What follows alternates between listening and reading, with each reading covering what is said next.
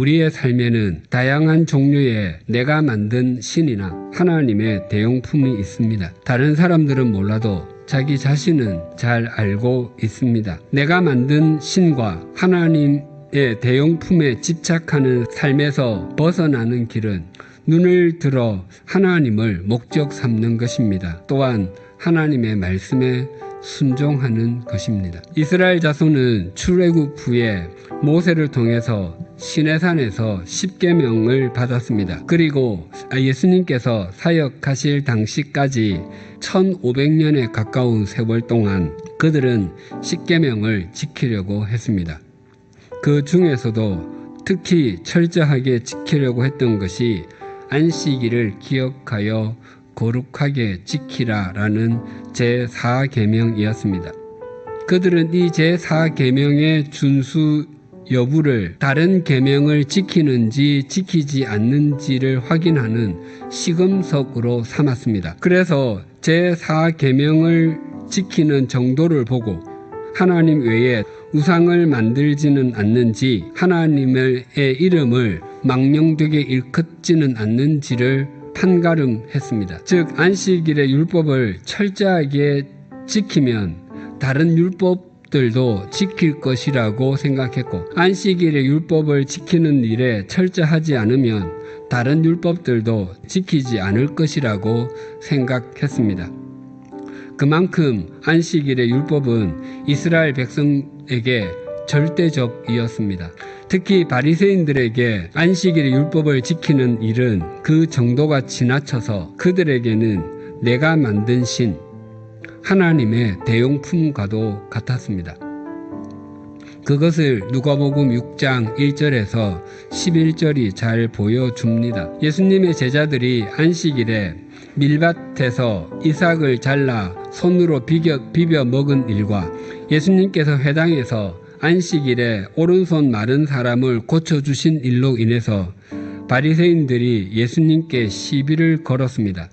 2절이 이렇게 증가합니다. 어떤 바리새인들이 말하되 어찌하여 안식일에 하지 못할 일을 하느냐. 그들은 내가 만든 신, 하나님의 대용품 정도로 여기고 있는 안식일의 율법이 지켜지지 않았다고 여겨 시비를 건 것이었습니다. 요한복음 5장에는 예수님께서 베데스다 목가에 있던 여러 병자 중에 38년 동안 앓고 있던 사람을 고쳐주시는 장면이 나옵니다. 특히 이스라엘 백성에게 38년이라는 숫자는 굉장히 상징적입니다. 그런데 이 환자가 그 세월 동안 질병을 앓았습니다. 그것은 인간이 겪어야 할 긴 질곡의 시간을 보낸 것이었고, 사람의 힘으로는 더 이상 고칠 수 없는 상태에 있었음을 의미합니다. 이런 상태에 있었던 사람을 예수님께서 고쳐주셨습니다. 얼마나 감격스러운 일입니까? 그 장면을 옆에서 보았다면 할렐루야이라도 외쳐야 할 것 같고 춤이라도 더덩실 추어야 할 것만 같습니다. 그런데 유대인들은 그 광경을 보고 고운 눈으로 쳐다보지 않았습니다. 유대인들은 그 사람이 그 긴 기간 동안 질병으로 고통받다가 거기에서 치유함을 받게 되어 건강하게 된 것은 생각하지 아니하고 율법의 조문을 먼저 떠올렸습니다. 그래서 유대인들이 병 나은 사람에게 누가 너를 낫게 했느냐라고 묻지 않고 너에게 자리를 들고 걸어가라고 한 사람이 누구냐라고 물었습니다. 즉 안식일에 자리를 옮기는 것은 하지 말아야 할 일을 한 것이기 때문이었습니다. 당시 사람들에게 안식일의 율법은 폭군과도 같았습니다. 안식일에 할 수 없었던 일이 39가지가 있었습니다.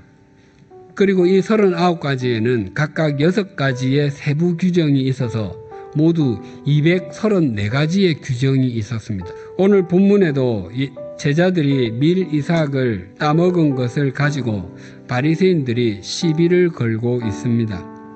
제자들이 밀 이삭을 따서 먹은 것은 안식일에 하지 말아야 할 일을 한 것이 되었기 때문입니다. 안식일의 규정에 의하면 제자들이 얼마간의 곡식을 딴 것은 추수에 해당했기 때문에 그것은 일을 한 것이 되었습니다.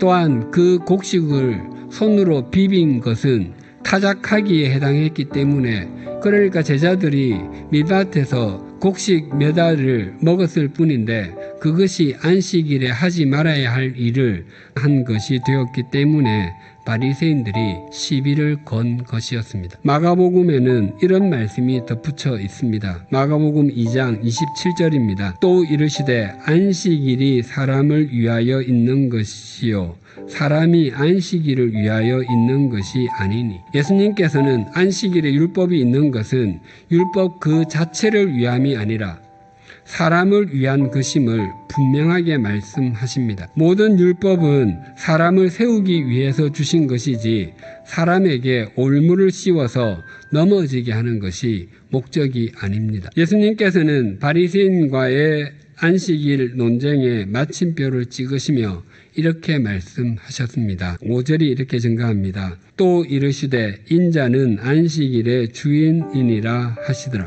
안식일을 바르게 지키는 방법은 바리새인들 너희가 정하는 것이 아니라 내가 정한다는 것입니다. 바리새인들은 안식일의 율법을 철저하게 지키려고 했습니다.